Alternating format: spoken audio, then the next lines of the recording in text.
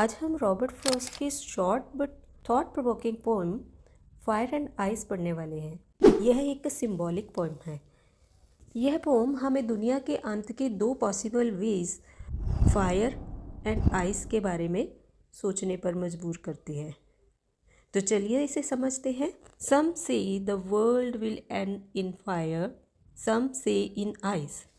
Poet ने world के end के दो कंट्रास्टिंग ओपिनियंस का उल्लेख किया है।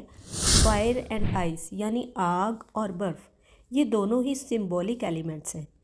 फायर डिज़ायर को रिप्रेजेंट करती है, human greed, passion, controlled emotions etcetera.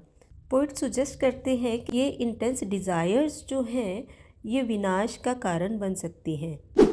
Ice hatred को सिंबलाइज करती है, coldness, indifference, lack of compassion यानी ठंडापन, उदासीनता और करुणा में कमी।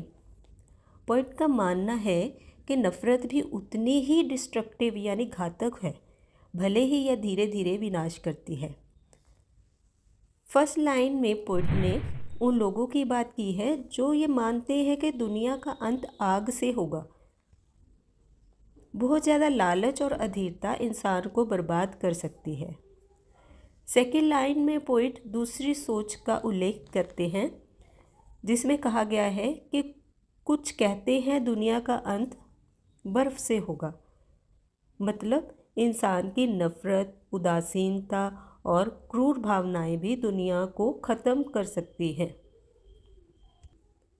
From what I have tested of desires यानी जिसे मैंने इच्छा के रूप में चखा है। पोइट यहाँ अपने पर्सनल एक्सपीरियंस की बात करते हैं। वे कहते हैं कि उन्होंने डिज़ायर यानी फायर का स्वाद चखा है और महसूस किया है कि यह एक ताकतवर भावना है।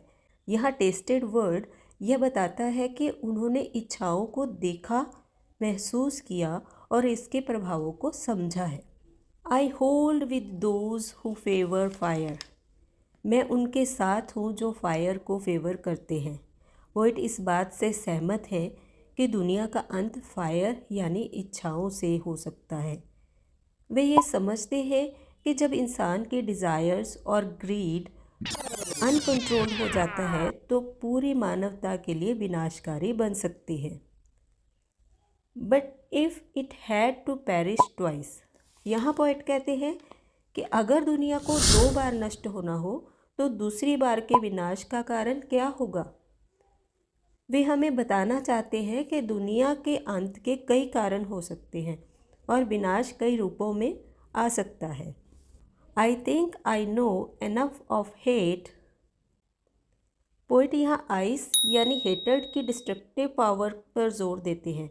वे कहते हैं उन्होंने नफ़रत की ताकत को महसूस किया है और समझा है कि यह भी आग जितनी ही विनाशकारी हो सकती है। नफ़रत इंसानों को मानसिक और भावनात्मक रूप से ठंडा और कठोर बना देती है। To say that for destruction ice, poet accept करते हैं कि हेटर्ड यानी आइस का ठंडापन और क्रूरता भी दुनिया को ख़त्म करने के लिए काफ़ी है। Is also great and would suffice, यहाँ पोइट कहते हैं कि अगर दुनिया फायर यानी डिज़ायर से नहीं ख़त्म होती तो आइस यानी हेटर्ड भी इसे ख़त्म करने के लिए काफ़ी होगी। यानी चाहे तीव्र इच्छाएं हों या नफ़रत, दोनों ही विनाश का कारण बनती हैं। यह पोएम केवल फिज़िकल वर्ल्ड के अंत की बात नहीं करती, ह्यूमन इमोशंस की डिस्ट्रक्शन पावर के बारे में वार्निंग देती है। डिज़ायर और हेटर्ड हमारे जीवन का हिस्सा है, लेकिन अगर हम इन्हें कंट्रोल में नहीं रखते तो यह रिश्तों, समाज और यहाँ तक कि इंसान खुद का भी विनाश कर सकते हैं। तो हमें अपनी डिज़ायर्स और हेटर्ड को कंट्रोल में रखना चाहिए और अपने अंदर दया, सहनशीलता और सेल्फ कंट्रोल की भावना को बढ़ावा देना चाहिए, जिससे कि एक बेहतर दुनिया बन सके। तो उम्मीद है आपको ये पोम अच्छे से समझ आ गई होगी। अगली बार फिर मिलते हैं एक नए टॉपिक के साथ। तब तक keep learning, keep growing. Thank you.